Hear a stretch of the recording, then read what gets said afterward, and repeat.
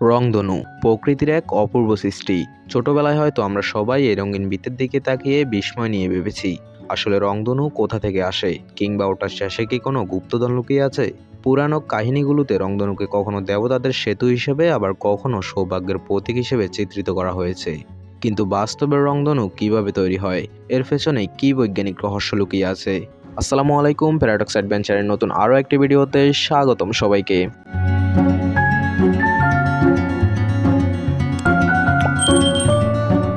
রংধনু মূলত আলো এবং জলকণার সম্মিলিত এক অপূর্ব খেলা। এটি ঘটে যখন সূর্যের আলো বৃষ্টির পানির কণার ভেতর দিয়ে প্রবেশ করে, প্রতিফলিত হয় এবং পরে বিচ্ছুরিত হয়ে বেরিয়ে আসে।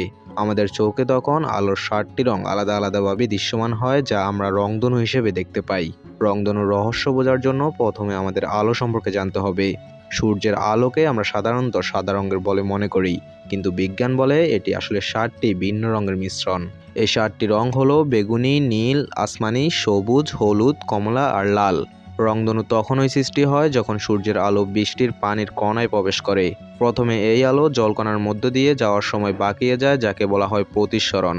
এরপর সেই আলো পানির কণার ভেতরের পৃষ্ঠে প্রতিফলিত হয়ে আবার বাইরে আসে এবং বের হওয়ার সময় দ্বিতীয়বার বাঁকায়।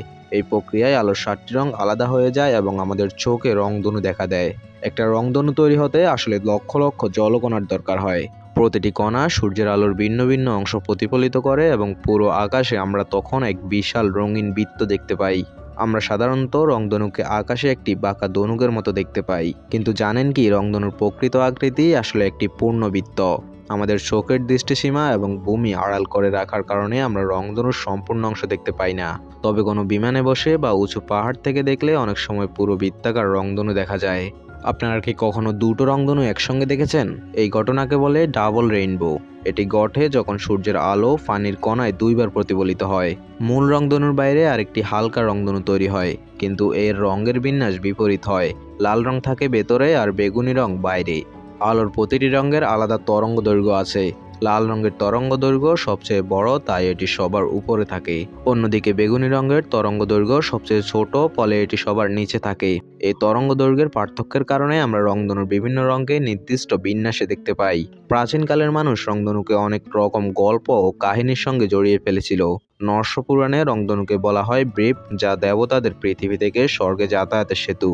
আয়ারল্যান্ডের লোককথায় রংধনুর শেষে লুকিয়ে থাকে এক লেপ্রেচনের গুপ্তধন। এছাড়া বিভিন্ন সংস্কৃতিতে রংধনুকে সৌভাগ্য, শান্তি এবং নতুন শুরুর প্রতীক হিসেবে বিবেচনা করা হয়। রংধনু সাধারণত বৃষ্টি ও রোদ একসাথে হলে দেখা যায়।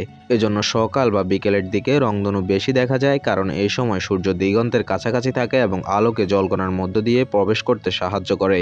এছাড়া জলপ্রপাতের কাছে, ঝর্ণার পাশে বা কৃত্রিমভাবে স্প্রে করা পানির মধ্যেও রংধনু তৈরি হতে পারে। রংধনু আমাদের শুধু সৌন্দর্যই দেয় না, বরং এটি প্রাকৃতিক বিজ্ঞানের এক চমৎকার উদাহরণ। এটি আমাদের আলোর বৈশিষ্ট্য এবং প্রতিসরণের মতো জটিল বিষয়গুলো সহজে বুঝতে সাহায্য করে। বিজ্ঞানীরা রংধনুর এই প্রক্রিয়া থেকেই আরও অনেক গুরুত্বপূর্ণ আবিষ্কার করেছেন, যেমন প্রিজম ব্যবহার করে আলোর রঙের বিশ্লেষণ। রংধনু প্রকৃতির এক অনবদ্য সৃষ্টি, যা বিজ্ঞান এবং সৌন্দর্যের এক নিখুঁত মেলবন্ধন। আজ এই পর্যন্তই ছিল। ভিডিও ভালো লাগলে লাইক করতে পারেন, আর আপনি যদি এই ধরনের ঐতিহাসিক রোমাঞ্চকর ভিডিও পছন্দ করে থাকেন তাহলে সাবস্ক্রাইব করতে পারেন প্যারাডক্স অ্যাডভেঞ্চারকে।